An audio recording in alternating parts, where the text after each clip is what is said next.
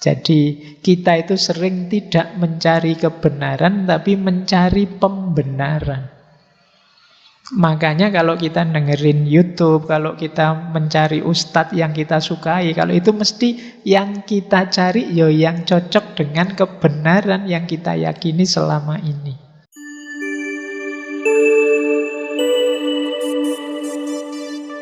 Assalamualaikum warahmatullahi wabarakatuh. Bismillahirrahmanirrahim. Alhamdulillahirabbil alamin. Wa bihi nasta'inu ala umurid dunya waddin. Allahumma sholli wa sallim wa barik ala habibina wa syafi'ina sayyidina wa maulana Muhammadin wa ala alihi wa ashabihi wa man tabi'ahum bi ihsanin ila yaumiddin. Amma ba'du. Bismillah. Mari kita lanjut lagi ngaji filsafat kita. Kita memulai sesi yang baru di bulan Desember ini.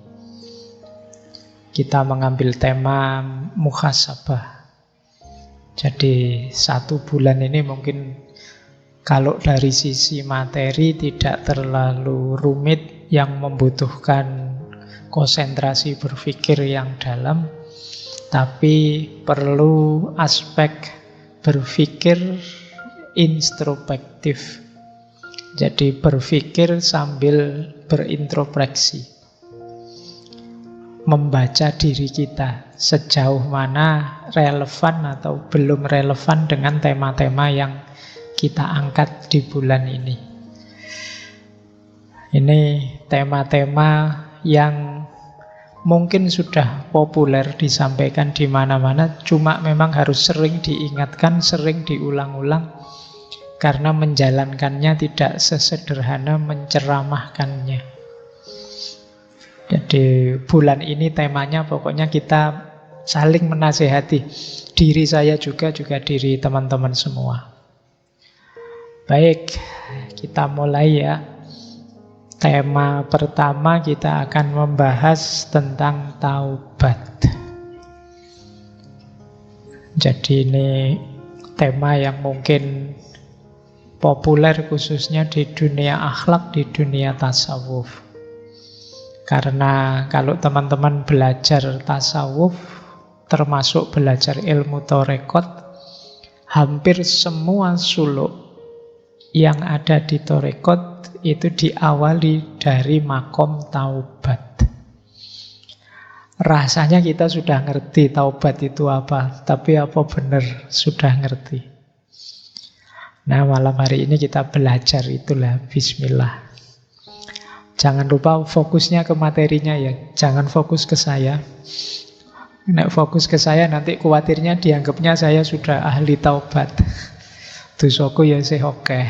Jadi kita belajar bareng-bareng malam hari ini. Saya akan mengambil dari berbagai referensi tentang apa itu taubat. Ya tentu saja versinya ngaji filsafat ya. Jadi lebih banyak pengayaan materinya. Oke, bismillah, saya awali dari definisi kata-katanya. Ya tentu saja taubat dari bahasa Arab. Nanti kalau pakai bahasa Inggris, repentance, penyesalan, mungkin kalau dalam bahasa Indonesia. Tapi pasnya kata taubat itu sebenarnya artinya kembali. Roja'a. Yang dimaksud tentu saja kembali pada Allah, menghentikan perbuatan dosa maksiat yang kita jalankan. Jadi secara bahasa artinya rujuk, kembali. Jadi nanti habis ngaji kok terus pulang itu bisa pakai kata-kata saya tobat Pak. Saya ngaji 2 jam tobat, saya sekarang tobat, bisa artinya pulang, rujuk. Ya, ini bentuknya masdar. Taba yatubu taubatan. Nah, nanti menarik, ada istilah yang satu rumpun dengan kata-kata taubat ini, yaitu kata inabah dan aubah. Ini secara, kalau bahasa kampusnya ya, secara paradigmatik, kata taubat, inabah, dan aubah itu satu rumpun. Kalau tobat itu dari yang salah kita geser ke yang benar. Dari sesat ganti ke taat. Itu tobat. Kemarin dosanya banyak, kemudian saya tidak mau lagi melakukan dosa, ganti yang dosa dengan kebaikan, namanya taubat. Nanti ada istilah inabah. Kalau inabah itu dari sebenarnya sudah baik, tapi ya belum sempurna. Masih bisa ditingkatkan lagi, diperbaiki lagi. Itu namanya inabah. Kemarin sholatku masih asal-asalan. Nah, besok lebih baik. Jadi dari baik ke yang lebih baik. Itu namanya inabah. Nanti ada lagi aubah. Ini kondisi jiwa. Kalau aubah ini kondisi jiwa yang selalu menengok Allah, selalu tawajuh, merasa di hadapan Allah. Ini aubah.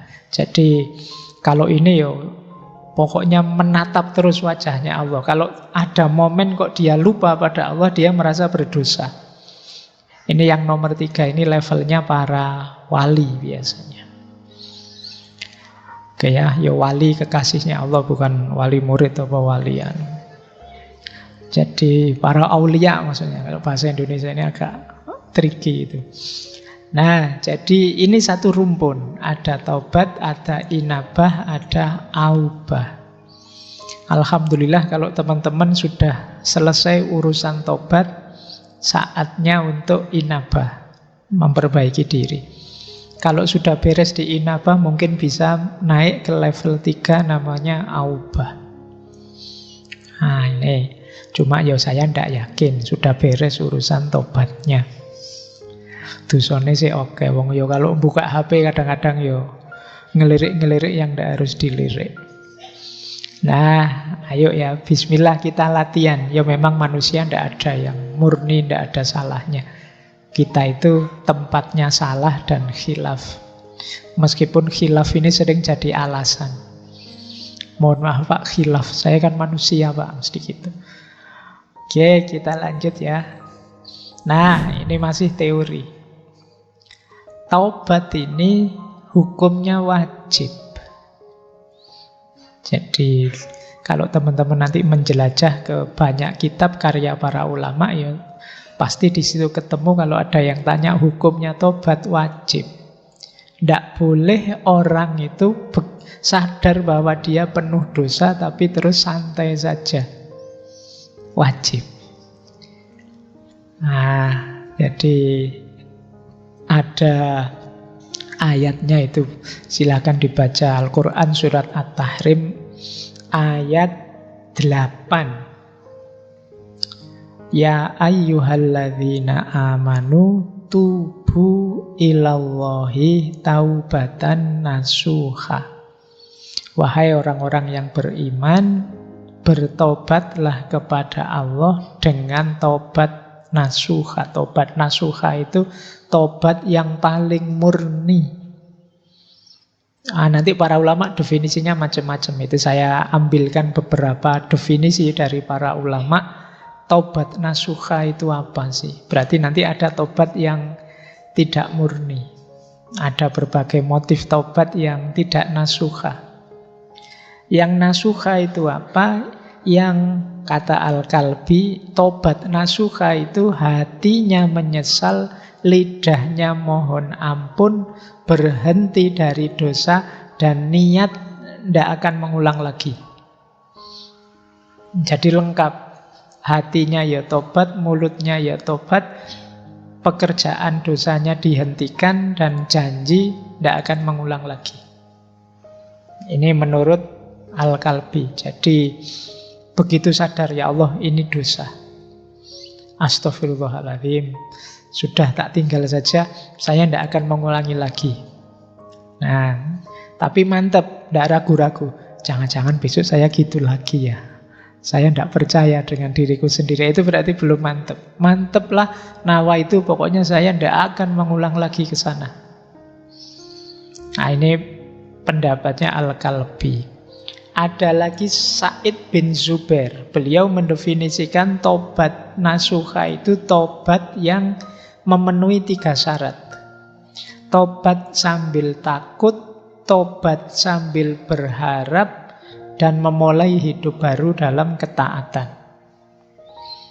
Jadi ada takutnya, ada harapannya, dan siap untuk mengganti gaya hidup. Dari gaya hidup penuh dosa, jadi gaya hidup penuh ketaatan. Ini berarti nasuha. Tidak hanya harapan saja. Kalau harapan saja nanti sembrono. Biasanya orang itu kalau isinya rojak saja jadi sembrono.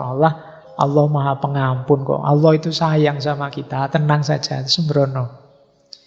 Atau tidak ada harapannya, isinya takut saja, bayangannya neraka, wah saya itu. Nanti membuat orang putus asa. Harus imbang. Ketakutan diimbangi dengan harapan, tapi juga diwujudkan dalam perbuatan. Nah, gaya hidupnya harus ganti. Jadi tidak ada ceritanya, katanya kamu sudah tobat kok kembali lagi ke sini. Ayo besok tak tobat lagi lah, gampang. Nah, itu berarti tidak serius tobatnya. Jadi tobat itu ya memang ganti gaya hidup. Yang ketiga ada definisi dari Sa'id bin Musayyab. Tobat nasuha itu menasehati diri karena salah dan dirinya patuh dinasehati. Ini menarik definisinya. Menasehati diri sendiri. Dan manut. Kadang-kadang kita itu kan ngomong ke diri kita sendiri, dibantah-bantah sendiri. Yang bikin doamu tidak kabul, yang bikin cita-citamu tidak wujud, yang bikin keinginanmu tidak terlaksana, itu seringkali karena kamu sendiri yang bantah. Semoga saya bisa segera lulus dengan nilai terbaik. Tapi apa ya mungkin ya, nilaiku bisa terbaik itu wong ya kelakuanku kayak gini, kamu sendiri yang bantah. Semoga setelah ini aku tidak buang-buang waktu sia-sia dengan main HP terus. Tapi terus kamu bantah sendiri, kuat tidak ya kira-kira? Ya tidak kuat, kamu sendiri sudah bantah dirimu sendiri. Jadi kalau di awal sudah macet ya tidak mungkin jalan sudah. Makanya Allah itu sebenarnya menegaskan ana inda dzonni abdi. Aku terserah persangkaan hambaku padaku. Jadi kalau kita merasa apa sih yang Allah tidak mampu, pasti Allah kalau menghendaki saya lulus dengan nilai terbaik ya bisa. Meskipun teman-teman nilainya sudah bagus-bagus yang sudah lulus selama ini, tapi kalau Allah menghendaki ya sopo ngerti tiba-tiba nilaiku perfect misalnya. Ya siapa tahu kalau Allah menghendaki. Nah ini definisinya Syekh Sa'id bin Musayyab. Kalau Ibnu Katsir mendefinisikan tobat nasuha itu tobat yang sepenuh hati sehingga jiwanya jadi murni, keburukannya terhapus. Nah ini definisi-definisi tobat nasuha. Jangan dihafalkan, tidak ada ujiannya. Kamu jalankan saja sekuasamu untuk bertobat ini. Saatnya mungkin mumpung ada momen akhir tahun, ayo latihan tobat yang benar. Nah, kita agak berpikir sekarang. Kenapa sih seperti saya bilang tadi, tobat ini dipentingkan. Kalau bahasa anak-anak hari ini mungkin diviralkan oleh para sufi, para ulama, di mainstreamkan. Karena memang ini sangat penting, berkaitan dengan situasi, kondisi, hakikat hidup kita. Apa hakikat hidup manusia yang menuntut dia concern, perhatian dengan taubat? Yang pertama adalah kita ini punya kecenderungan khoto' wan nisyan. Jadi manusia itu punya fitrah bisa salah, bisa khilaf. Atau lebih ekstrimnya mudah salah, mudah khilaf.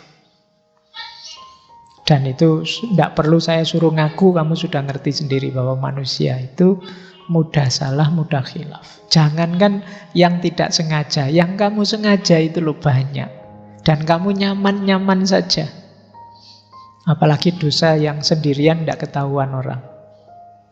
Waduh, kok lupa tadi belum sholat maghrib? Tidak apa-apa, tidak ada yang tahu. Kalau sama Allah tinggal tobat saja. Jadi kecenderungan jiwa banyak begitu. Manusia itu makhluk khoto' wan nisyan. Oke, ini ciri pertama. Kenapa kemudian orang fokus untuk bertobat? Sadarilah, tidak ada manusia yang bersih.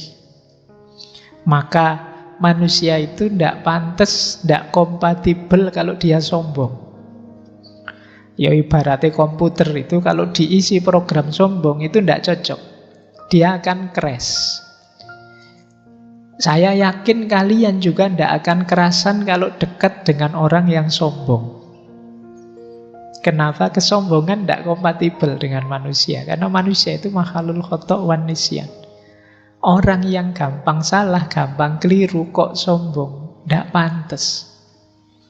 Kayak tidak punya dosa saja kan gitu. Setiap orang pasti punya salah, punya dosa. Makanya kalau teman-teman kok tiba-tiba sampai pada momen harus konflik dengan orang, mungkin terdorong untuk maki-maki orang, menyalah-nyalahkan orang, menyesat-nyesatkan orang, ayo kembali dulu pada diri kita. Emangnya aku tidak pernah salah? Memangnya aku tidak pernah keliru? Tidak pernah khilaf? Fitrah kita itu ya antara lain khoto' wan nisyan. Ada sisi itunya. Maka taubat penting. Makanya istighfar itu setiap hari, setiap habis sholat disunahkan. Berarti dosa kita itu hitungannya tidak harian, mungkin jam-jaman. Jangan-jangan menitan. Jangan-jangan detikan. Jadi kalau kalian muhasabah mungkin bukan minggu ini saya salah apa, tapi jam ini saya salah apa. Atau jangan-jangan menit ini saya salah apa ya. Dari berangkat ke masjid ngaji sampai sekarang dalam masjid kira-kira saya ada salah enggak? Perbuatan mungkin tidak, tapi pikiranku ada salahnya enggak? Ada kelirunya enggak? Ada negatifnya enggak? Ini jangan-jangan tadi sudah sebelum jam 8 sampai sini, wah Pak Faiz kok enggak datang-datang sih. Katanya on time. Muslim yang baik itu menetapi waktu kok yo jam 8 lebih belum datang-datang. Pikiranmu bilang begitu. Nah, ayo coba. Jangan-jangan dosamu tidak mingguan, tidak harian, jangan-jangan jam-jaman, jangan-jangan menitan, jangan-jangan detikan. Setiap kali kamu buka HP itu mungkin dosamu bergeraknya detikan. Jadi pulsanya naiknya cepat.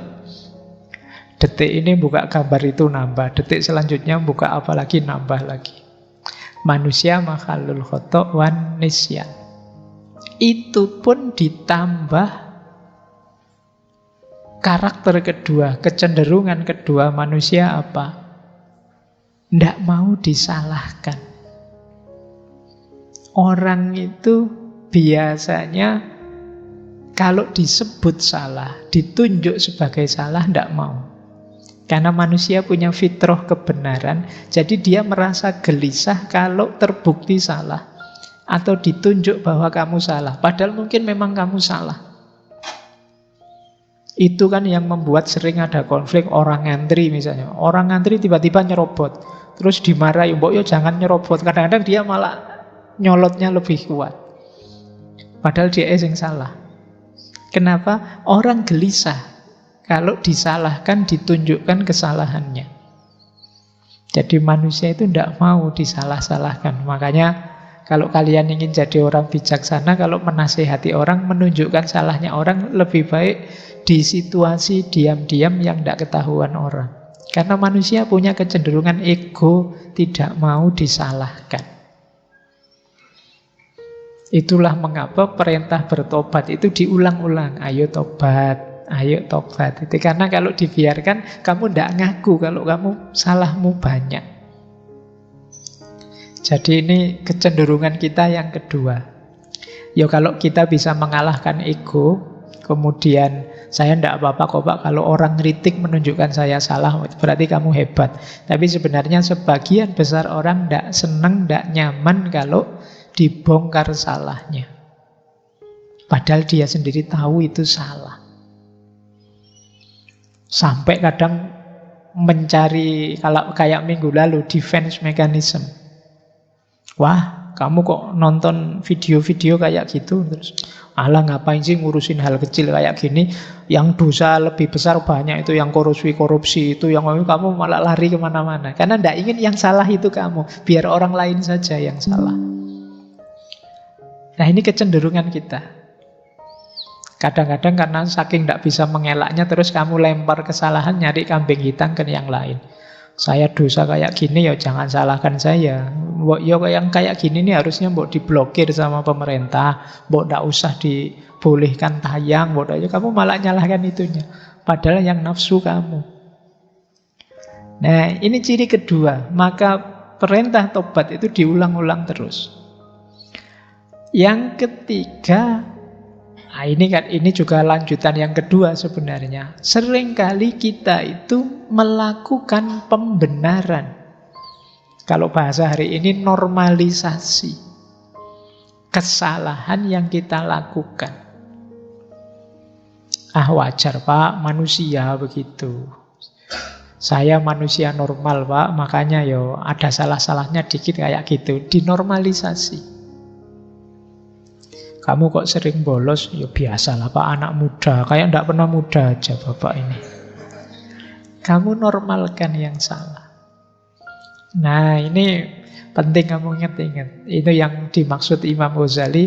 Pikiran kita itu sebenarnya bukan raja.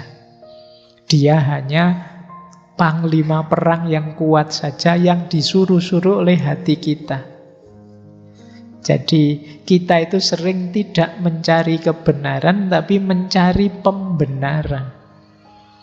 Makanya kalau kita dengerin YouTube, kalau kita mencari ustadz yang kita sukai, kalau itu mesti yang kita cari ya yang cocok dengan kebenaran yang kita yakini selama ini. Kita kalau bahasanya Sartre dulu, kita hanya ingin mendengarkan gema suara kita. Itu mengapa di ngaji filsafat ini saya lari ke barat, lari ke timur, ke Jawa, usah tak puter-puter kemana-mana, biar kamu luas. Biar kamu tidak hanya mendengarkan gema suaramu. Biar tidak hanya pembenaran yang kamu cari, tapi juga kebenaran. Karena cirinya manusia memang selalu mencari pembenaran. Nah, kalau kamu sadar kalau salah ya salah, jangan memberi pembenaran, kan berarti kamu terbuka untuk bertobat. Ya, ternyata saya memang kemarin keliru, saya memang salah. Dan ini tidak gampang pada manusia. Mungkin mulutmu tiap hari istighfar, tapi istighfarmu kan tidak mantap, tidak sepenuh hati. Karena kamu punya argumen yang kamu lakukan itu tidak sepenuhnya salah. Yang keempat, kenapa kita harus sering bertobat? Diri manusia ini punya beberapa perangkat yang sifatnya dual. Dual itu punya dua sisi. Kalau bahasa Al-Quran, fujuroha wa taqwaha. Ini yang membuat kita bisa khilaf. Misalnya, nafsu makan itu bagus, tapi ketika kita berlebihan dalam makan, dia berubah dari takwa jadi mungkar. Nafsu seks itu manusiawi, tapi kalau kita melampiaskannya tidak di jalur yang benar, ya dia dari takwa jadi mungkar. Ada dual. Mata ini bisa jadi sumber pahala, bisa jadi sumber dosa. Tanganmu juga begitu, kakimu juga begitu. Ini namanya dual karakter. Sehingga ya kalau tidak hati-hati ini kecampur-campur. Itulah mengapa kita penting bermuhasabah. Jadi, ya benar sih kamu buka HP-nya, HP WA Al-Quran kamu ngaji, tapi kamu lupa tiba-tiba muncul iklan orang yang bajunya minim misalnya. Harusnya astagfirullah, tapi alhamdulillah. Terus kamu sadar, tidak boleh sebenarnya saya lihat, dosa aku misalnya. Nah, ini loh sering keselip-selip, kecampur-campur. Kenapa? Karena karakter perangkatmu yang diberikan oleh Allah, ya memang ini jalanmu untuk bisa menikmati hidup di dunia ini. Kalau tidak hati-hati bisa menggelincirkanmu.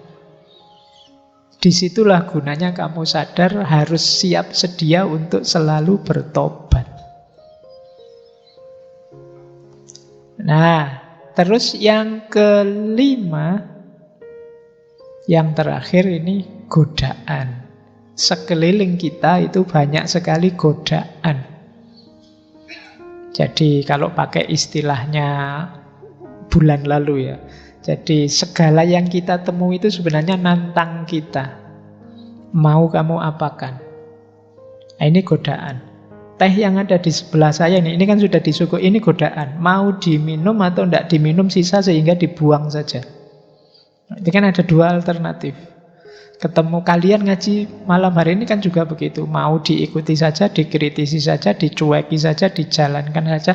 Ini semua tantangan-tantangan. Yang begitu kamu salah membacanya, ya harusnya lahir pahala jadi lahir dosa. Apalagi ada makhluk yang oleh Allah diberi izin khusus untuk menggoda kita, menyesatkan kita. Nah, kalau ini ada dalilnya.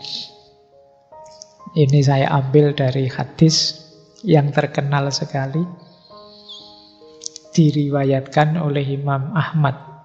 Saya tulis Arabnya saja, belum sempat terjemahannya. Semoga kalian masih bisa membacanya. Jadi satu ketika Rasulullah bersabda, Innas syaitona qala, setan berkata, wa izzatika ya Rabbi la abrohu uwi ibadaka madamat arwahuhum fi ajsadihim. Jadi ini setan berkata di depan Allah, demi kemuliaanmu wahai Tuhan, aku tidak akan berhenti menipu manusia, hamba-hambamu, selama ruh masih ada di jasad mereka. Jadi selama kita masih hidup, ya setan akan selalu menggoda. Tapi terus Allah membalas, wa izzati wa jalali la azalu aghfiru lahum mastaghfaruni. Demi kemuliaanku dan keagunganku, aku juga akan senantiasa mengampuni mereka selama mereka mohon ampun. Jadi kita hidup ini dikepung godaan, belum lagi dorongan dalam diri kita, sehingga kita mudah sekali tergelincir dalam dosa. Tapi jangan khawatir, Allah siap menerima kapanpun kita mohon ampun. Ini sebenarnya intinya kajian tentang taubat itu di situ.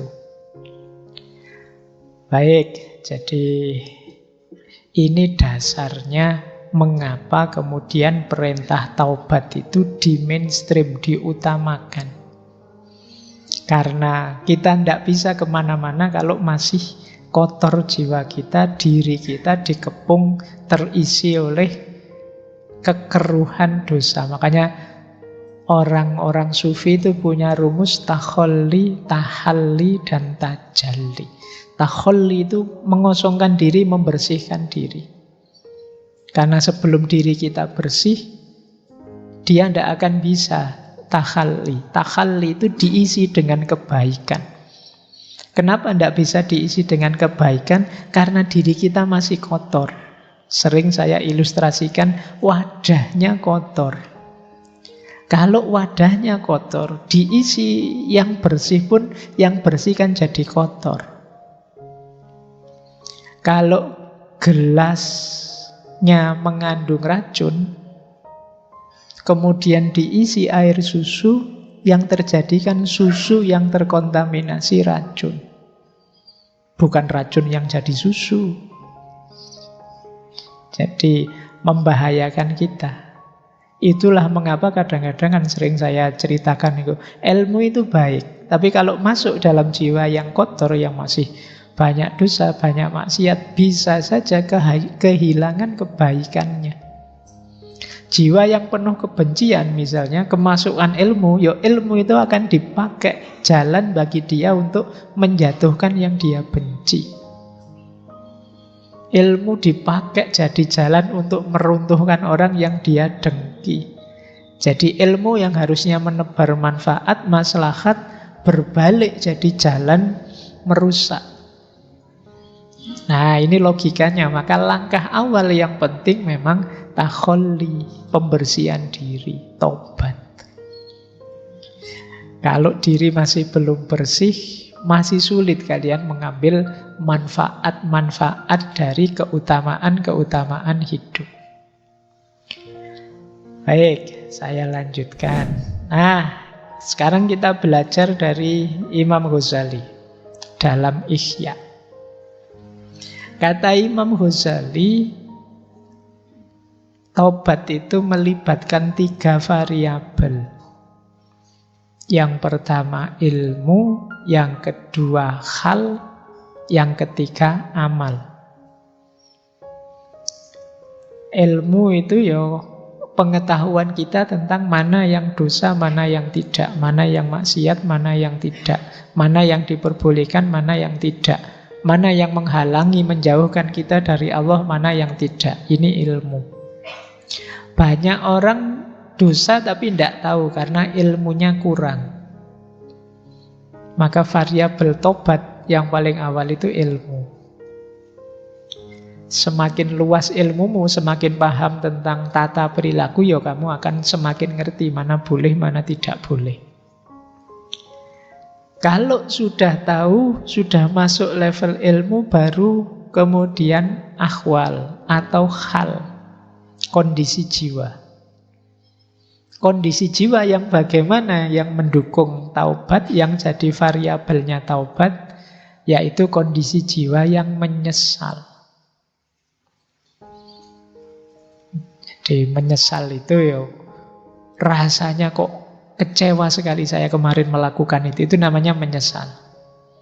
Mungkin teman-teman pernah melakukan dosa tapi kangen, tahu itu dosa tapi kok tidak menyesal ya Pak, pengen sebenarnya kayak gitu lagi. Tapi kok ya tidak boleh ya. Nah, ini namanya halnya masih belum. Ilmunya kamu sudah tahu bahwa itu tidak boleh, tapi jiwamu masih belum cocok. Masih ingin mengulang yang lama, yang sekarang sudah berlalu. Saya tahu itu tidak boleh Pak, tapi kok ya terkenang-kenang ya Pak. Tidak ada menyesalnya. Nah, berarti memang kondisi jiwamu belum siap untuk tobat. Ayo diatur biar tahu kemudian sadar sehingga menyesal. Kalau sudah menyesal baru kelihatan di tindakan. Berhenti saat itu juga dan berjanji tidak mengulangi. Kalau tidak ada penyesalan biasanya sulit masuk ke amal ini. Kalau tidak ada ilmu sulit juga masuk ke hal. Jadi ada ilmu, ada hal, ada amal. Ini 3 rangkaian yang harus terpenuhi dulu. Jadi ternyata memang apa-apa itu ya dasarnya ilmu. Makanya jangan berhenti belajar. Kita ini seringkali merasa tahu sesuatu, sehingga agak malas untuk belajar tentang satu hal tertentu misalnya, karena sudah merasa tahu. Padahal mungkin kalau didalami, ternyata saya banyak tidak tahu juga ya. Mungkin setelah kajian malam hari ini kamu baru tahu, ternyata yo luas juga kalau membahas taubat. Ngertimu selama ini taubat itu yang penting menyesal terus tidak mengulangi, kan itu aja. Tapi kalau diteorikan ternyata bisa luas. Itulah istimewanya ilmu. Semakin tambah ilmumu, semakin mudah kamu menata apa yang harus kamu lakukan, apa yang jangan dilakukan. Maka ilmu jadi penting, jadi kunci untuk apapun. Jadi taubat pun perlu ilmu. Setelah ilmu baru kesadaran, namanya hal. Setelah itu baru amal. Amal tidak mungkin muncul tanpa ada kesadaran. Kesadaran tidak mungkin muncul tanpa ada ilmu. Inilah 3 rangkaian teori untuk kita bertobat. Nah, malam hari ini mungkin antara lain itu kita belajar teorinya taubat. Meskipun waktunya terbatas. Kita mungkin sekitar 2 jaman membahas ini. Itu pun sebenarnya masih banyak yang harus saya lewati, saya skip. Kamu sudah ngantuk-ngantuk, tapi ternyata juga masih banyak yang belum masuk. Iya. Baik, gimana lagi? Itu luasnya ilmu. Padahal ini masih ilmunya manusia. Kata Al-Quran, ilmunya manusia itu setetes air di tengah samudra kalau dibandingkan ilmunya Tuhan. Bahkan kalau dilipat gandakan 7 kali, samudranya pun levelnya masih setetes air. Baik. Nah, kalau ini yang sederhana, saya ambilkan dari Riyadhus Shalihinnya Imam Nawawi. Tidak apa-apa ya, malam hari ini kita menjelajah karya-karya para ulama. Kita ambili yang tentang taubat. Kalau tulisan ini mungkin kayak footnote-footnote-nya. Nah, kalian yang tertarik jangan berhenti di ngaji ini. Kamu buka sendiri kitabnya. Tadi ada Ihya, sekarang Riyadhus Shalihin. Kalau ini terkenal, teori ini syarat-syaratnya orang tobat. Nah, ini sederhana. Yang pertama, berhenti. Jadi tidak ada ceritanya tobat itu, saya sudah tobat Pak tadi, tapi ini saya selesaikan dulu ya Pak, biar tuntas dosanya, tidak begitu. Saat itu juga harus berhenti. Eman-eman Pak, filmnya baru setengah jalan, tidak, harus berhenti. Nah, terus menyesal. Jadi berhenti kok tidak ada menyesalnya, belum utuh tobatnya. Dan yang ketiga, berjanji tidak mengulang lagi. Ini untuk dosa-dosa yang tidak ada hubungannya dengan orang lain. Nah, mungkin kamu dosa telat sholat, dosa apalah ya, pokoknya tidak berhubungan dengan orang lain. Tapi kalau ada hubungannya dengan orang lain, rumusnya 1, 2, 3 tadi, plus kembalikan haknya orang lain. Jadi kalau kita mengambil hartanya, kembalikan sejumlah yang kita ambil. Kalau kita memfitnahnya, minta maaf. Kalau kita menghibahnya, bilang terus terang dan minta maaf. Nanti ada rumus selanjutnya sebenarnya. Pak, saya ngambil haknya orang, tapi orangnya sudah tidak ada, atau saya sulit menjangkaunya Pak. Itu dulu zaman saya kecil, punya tetangga jualan, terus saya ngambil apanya gitu. Ada enggak yang di sini begitu? Lagi belanja apa, iseng ada permen nganggur, tak ambil. Misalnya, itu zaman saya kecil loh Pak, zaman itu. Nah, saya mau bayar permen ini, orangnya sudah meninggal, tidak ada, keluarganya juga semua tidak ada, atau jauh, itu orangnya sudah pindah ke luar negeri sana Pak, mungkin tanggamu bule atau apa ya. Nah, saya bayarnya gimana? Kalau versi ini kamu berikan ke Baitul Mal. Kalau zaman kekhalifahan dulu ada namanya Baitul Mal, yang ini kan nanti dimanfaatkan juga untuk orang lain. Kalau ini juga tidak bisa, tidak mungkin, dengan berbagai argumen kayak di kita mungkin tidak ada Baitul Mal, jadi sama sekali tidak terjangkau. Sedekahlah sebesar haknya orang yang kamu ambil, niatkan itu atas nama dia.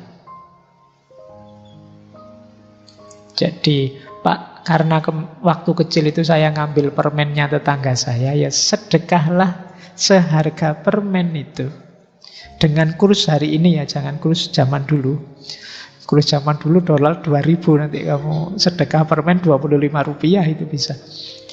Jadi seharga permen itu atas nama dia, sambil mendoakan dia. Kata Imam Nawawi, Allah tahu apa yang ada di hatimu, kesungguhanmu untuk membayar haknya. Tapi kalau terjangkau ya kamu berikan langsung, minta maafnya. Jadi dosa itu kalau menyangkut haknya orang lain lebih rumit, lebih berat. Makanya hati-hati.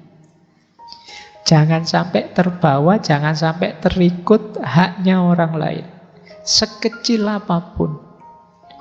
Meskipun tidak sengaja, apalagi sengaja. Karena proses menetralkannya lebih rumit. Kalau sama Allah sih mungkin lebih mudah, karena Allah Maha Pengampun, Maha Penyayang. Kalau sama orang lain agak berat. Jadi kalian ingat-ingat ya, kemarin waktu WA, waktu Twitteran, Instagraman, pernah enggak kamu komen menyakiti orang? Setelah ini kamu DM dia minta maaf. Khawatirnya kamu lupa dengan apa yang kamu lakukan yang menyakiti orang, mengambil haknya orang, memfitnah orang, menghibah orang, dan lain sebagainya. Jadi ini lebih berat menetralkannya. Oke, yo, memang hari ini zamannya kan kamu dituntut untuk eksis terus. Yang kadang-kadang kamu tidak sadar melanggar haknya orang. Meskipun itu sekedar hak kehormatannya atau hak privasinya. Yang tidak harusnya kamu obral misalnya. Itu pun kamu harus minta halalnya ke dia.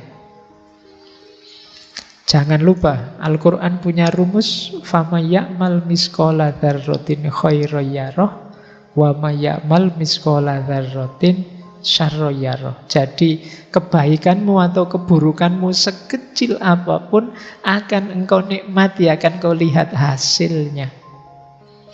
Jadi sebelum ada efek buruk dari perbuatan buruk terjadi, ayo dinetralkan dengan tobat ini. Yo yang terjangkau, yo dijangkau, yang tidak terjangkau dicari gantinya. Seperti sedekah tadi. Baik, saya lanjutkan. Jadi ini syarat-syaratnya tobat. Nah, kita belajar lagi nyari footnote yang lain, nyari wawasan lain. Saya bawakan dua pendapat tentang jenisnya taubat. Yang pertama dari Sultanul Aulia Syekh Abdul Qadir Al-Jilani. Yang kedua dari Syekh Ibnu Athaillah As-Sakandari yang menulis kitab Hikam. Kalau menurut Syekh Abdul Qadir Jilani, tobat itu ada 3 jenis yang sifatnya level. Ada tobatnya orang awam, ada tobatnya khawas, ada tobatnya khawasul khawas. Tobatnya orang awam itu tentu saja dari dosa, dari maksiat. Berarti dia masih sibuk dengan maksiat dan dosanya. Nah, ini level kita. Alhamdulillah kalau kita sudah ada di level ini. Meskipun ini level paling rendah kan namanya sudah level tobat. Banyak orang yang masih ragu-ragu mau tobat. Yang kedua level khawas. Kalau level khawas ini tobat dari ghaflah. Ghaflah itu hati yang lalai dari Allah. Terlalu asik main HP sampai lupa perintah-perintahnya Allah yang wajib maupun yang sunnah. Ini hati yang ghaflah. Ghaflah itu hati yang lalai. Nah, untuk di yang kedua ini ini sebenarnya level lebih tinggi daripada awam. Kalau orang-orang ini sebenarnya tidak lagi sibuk dengan dosa dan maksiat. Fokusnya sudah pada hidup yang fokus pada Allah saja, tapi kadang-kadang masih lupa, masih lalai. Jadi ibadahnya lengkap, dosa-dosa tidak dijalankan, tapi kadang-kadang lupa dengan yang utama-utama. Nah, karena asiknya misalnya sampai lupa sholat sunnah, karena asiknya main HP, karena asiknya ngobrol, karena asiknya aktivitas kegiatan apa, sehingga lalai dari Allah. Nah, ini namanya huflah. Orang tobat karena ini itu level 2. Kalau kita kan misalnya asik main HP lama, itu kan bagi kita biasa saja, Pak. Yang penting kan sholat 5 waktunya lengkap. Yang penting kan saya zakat, saya puasa, dan tidak melakukan dosa. Nah, kalau levelmu ini ya berarti kamu masih level 1. Tapi kalau level 2, menyesali waktu yang lewat, yang tidak ada manfaatnya sama sekali dalam konteks hubungan sama Allah. Ini level khawas. Nah, ini juga tidak gampang. Kalian level 1 saja ya, konsentrasinya dulu. Tidak usah tinggi-tinggi, level kita itu ya masih biasa-biasa. Kadang-kadang kan kamu kedurun mikirnya, membayangkan dirimu kayak para wali. Baru, ya Allah, aku kok tidak ingat kamu ya tadi. Alah, wis ora dosa wis apik. Jadi jangan masang standar terlalu tinggi, belum makommu.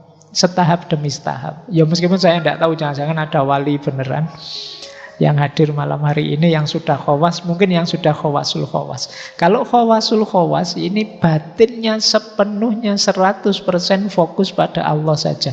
Kalau dia berpaling sebentar saja merasa berdosa. Ini khawasul khawas. Jadi, yo itu tadi ya, mungkin kita belum nuntut kalau mikir ke situ. Ini tidak bisa dicapai hanya usaha kita saja. Ini sebagian besar adalah anugerahnya Allah. Kondisi jiwa yang selalu tawajuh pada Allah itu kalau dalam dunia tasawuf adanya di akhwal. Akhwal itu anugerahnya Allah. Yang kita bisa hanya melakukan semampu kita. Mungkin 20-30%-nya, sisanya Allah yang memberi. Jadi ayo fokus di makom kita saja dulu, biar kita tidak sibuk dengan salah, dosa, dan maksiat. Kemudian jenis, kalau versinya Syekh Ibnu Athaillah As-Sakandari, jenis tobat itu ada 2. Ada tobat inabah, ada tobat istijabah. Tobat inabah itu tobat yang dasarnya takut. Kalau istijabah itu tobat yang dasarnya malu. Nah, malu sama Allah ya, takut sama Allah, bukan sama yang lain. Jadi kata Syekh Ibnu Athaillah, orang awam seperti kita itu biasanya tobatnya dasarnya takut. Namanya inabah. Takut besok disetrika di neraka. Takut besok, ya, ketakutan kita takut nanti Allah mengirimkan bencana kalau saya banyak dosa, takut. Nah, isinya banyak ketakutan-ketakutan. Makanya terus tobat, ya Allah, saya jangan dihukum, saya jangan disiksa. Takutnya pada Allah. Nah, ada lagi orang yang lebih tinggi makomnya, taubatnya namanya istijabah, malu. Hidupku ini sudah diberi aneka anugerah oleh Allah. Diminta sedikit saja untuk beribadah kepadanya, itu pun tidak aku penuhi, malah tak isi dengan dosa-dosa, menjauh darinya. Malu aku. Jadi malu ini levelnya lebih tinggi dari takut. Kalau malu biasanya otomatis orang tercegah dari dosa. Kalau takut kadang-kadang kalau ada alasan yang menetralisir ketakutannya, ya takutnya selesai. Takut Pak saya masuk neraka, terus karena kamu belajar filsafat, terus kamu mikir neraka itu beneran ada enggak sih Pak? neraka. Terus kamu mikir-mikir sendiri, kamu cari alasan-alasan sendiri ya. Enggak perlulah takut neraka, Allah itu Maha Penyayang, wis tambah kumat nanti dosamu. Nah, ini dasarnya. Tapi kalau malu enggak? Malu itu membuat orang tercegah. Makanya ada hadisnya Nabi itu kan, kalau engkau tidak malu ya lakukan segalanya. Yang bisa ngerem kita itu malu. Jadi maka yo kalau level kita sudah tinggi, nanti kita tidak melakukan dosa itu karena malu sama Allah. Ini kalau dalam tasawuf, orang yang makomnya sudah muraqabah. Orang yang punya kesadaran dilihat Allah terus. Ini levelnya muraqabah namanya. Jadi ada tobat inabah, ada tobat istijabah. Ada level awam, ada level khawas, ada level khawasul khawas. Baik, kita lanjutkan ya. Saya tidak tahu kamu kerasan apa tidak tema kayak gini. Jangan-jangan kamu sudah panas ini. Kalau ketemu tema-tema suruh tobat, suruh waduh Pak ini tobat saya Pak. Terus, nah ini menarik. Saya ambil dari Syekh Abdul Qadir Jailani, dari kitab beliau Hunyah. Al-Hunyah fit li tolibil haqqi azza wa jalla. Indikator kalau kita tobat diterima atau tidak. Nah ini Syekh Abdul Qadir Jailani punya teori menarik. Kita kan tidak tahu tobat kita diterima atau tidak, tapi kelihatan dari implikasinya dalam diri kita. Saya yakin teman-teman yang rajin wirid, zikir itu tiap hari tobat lewat istighfar kita.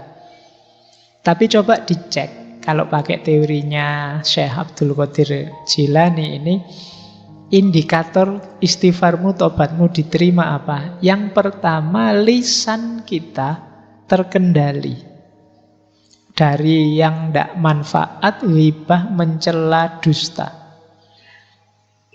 Zamannya beliau mungkin belum ada medsos, jadi tak tambahi lisan dan jempol kita terkendali.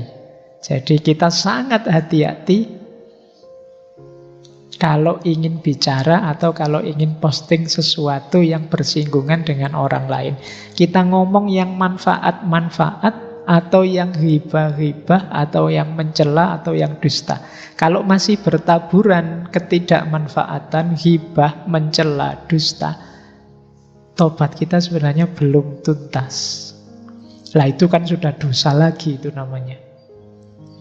Berarti tobat kita belum sukses. Ya seperti tadi, kita itu sering memberikan pembenaran-pembenaran terhadap dosa kita. Ghibah kita beri nama lain, ini kan demi kebenaran Pak. Karena ghibah itu memang sesuatu yang benar, tapi sesuatu yang benar yang tidak disukai oleh orang yang bersangkutan. Nah terus kita sebarkan kemana-mana. Ini namanya ghibah. Ini penghalang kita dari Allah. Jadi kalau masih banyak ininya, yang tidak manfaat, yang hibah, yang mencela orang, merendahkan orang, menjatuhkan nama baik orang, mencaci maki orang, mendustai orang, tobat kita masih belum tuntas, masih belum diterima. Lupa tapi yang sana maki-maki dulu Pak. Iya, yang sana tobatnya tidak diterima. Kalau kamu balas maki-maki, kamu juga berarti. Kita sering tidak sadar ini. Yang kedua, tobat yang sukses itu melenyapkan rasa dengki dan permusuhan terhadap apapun, terhadap siapapun.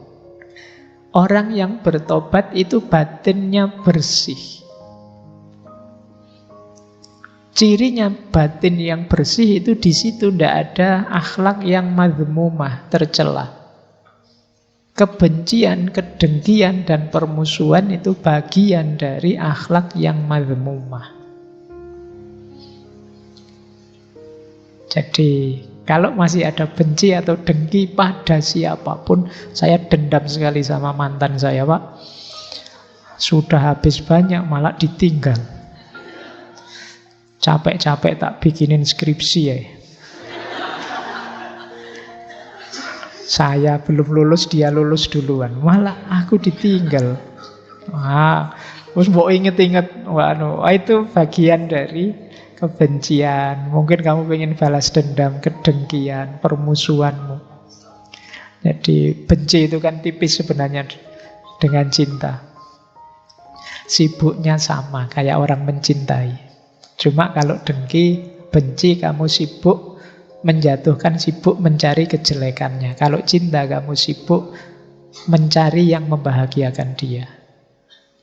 Repotnya sama. Benci kadang-kadang lebih repot. Makanya kata Imam Ghazali, di antara jalan muhasabah, kalau kita kesulitan muhasabah yang baik seperti apa, wong kita tidak punya kemampuan berpikir sendiri, ambillah pelajaran dari musuh saja. Orang yang benci kita, orang yang dengki kita. Karena biasanya orang yang benci kita itu sibuk mencari kesalahan kita. Alhamdulillah loh, kita dicarikan salah kita di mana. Kita mencari sendiri tidak bisa.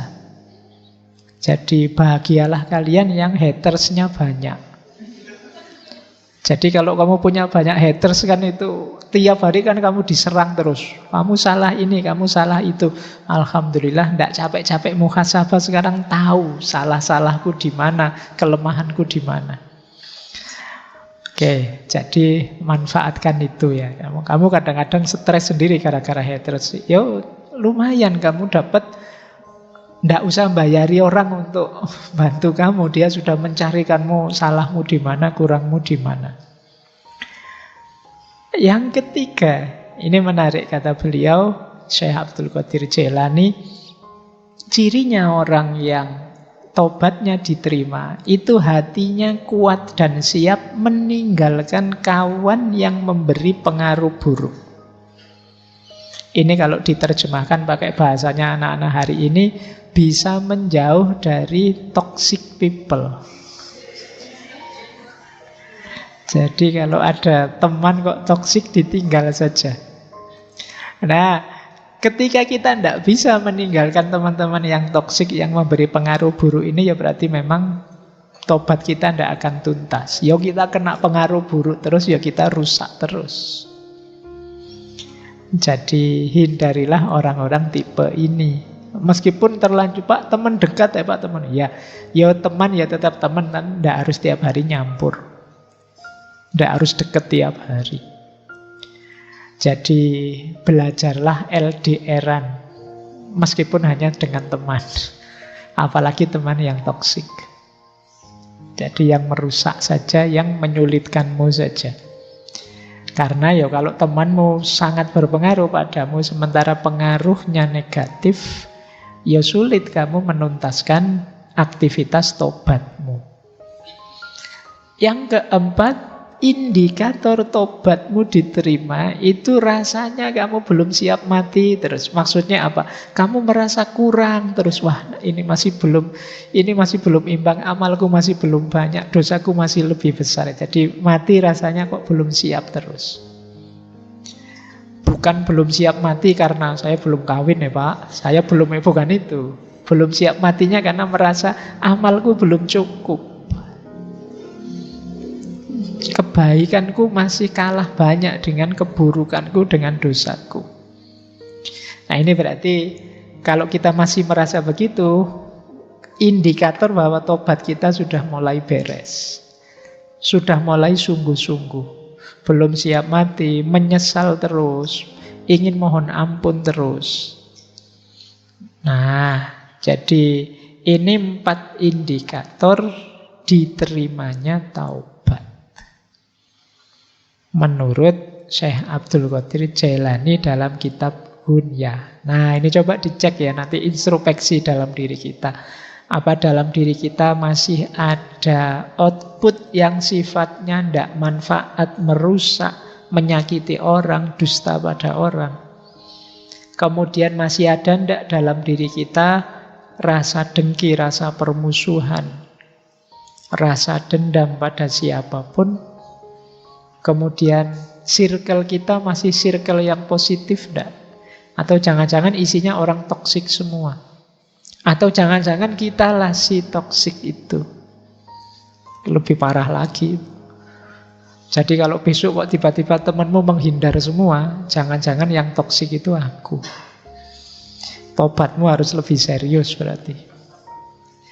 Nah, yang keempat, ayo coba dikalkulasi. Kamu siap enggak kalau saat ini juga kamu dipanggil oleh Allah?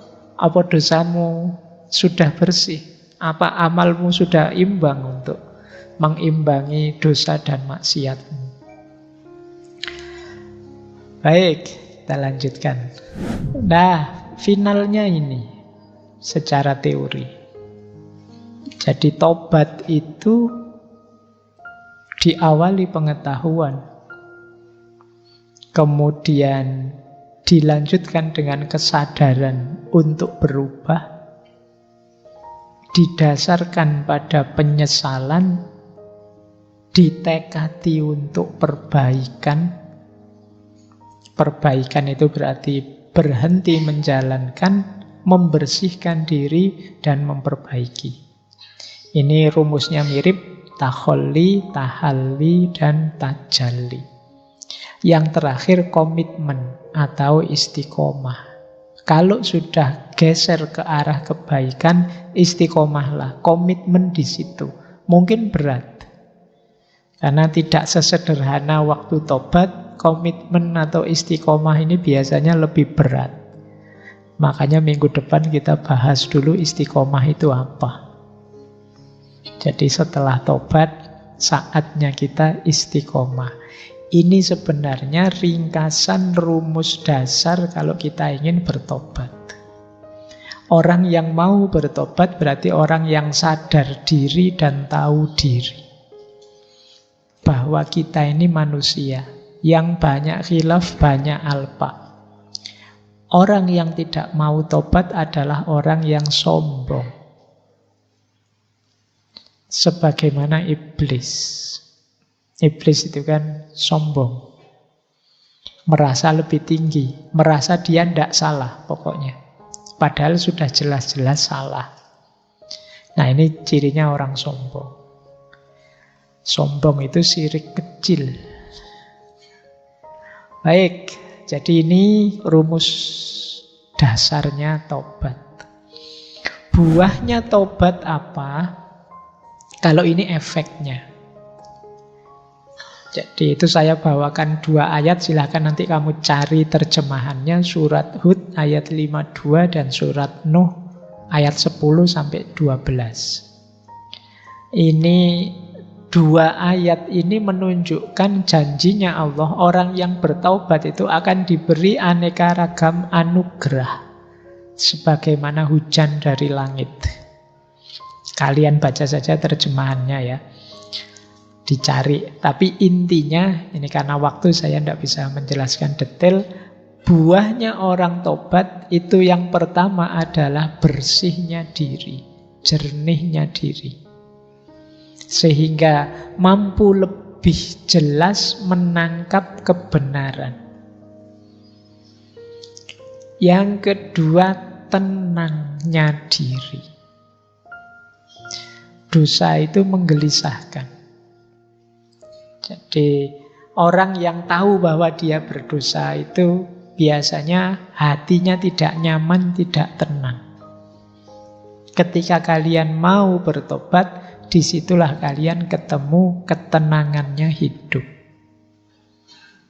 Jadi tergantung kamu ingin mencari kesenangan atau mencari ketenangan. Ketenangan akan membuatmu dekat dengan Allah, dalam bahasa agamanya mutmainnah. Kalau kesenangan kadang menjauhkanmu dari Allah. Banyak orang mengorbankan ketenangan hidup hanya demi kesenangan yang sesaat. Nah, hati-hati. Kalian harus cerdas, karena ini ngaji filsafat, berpikirnya harus jauh ke depan. Tidak hanya menemukan senang, enak yang sesaat, tapi carilah yang nilainya lebih, durasinya lebih panjang, lebih long lasting. Ini kayak hierarki nilai di seller kemarin. Jadi orang yang bertobat itu dia mendapat keuntungan, ketenangan.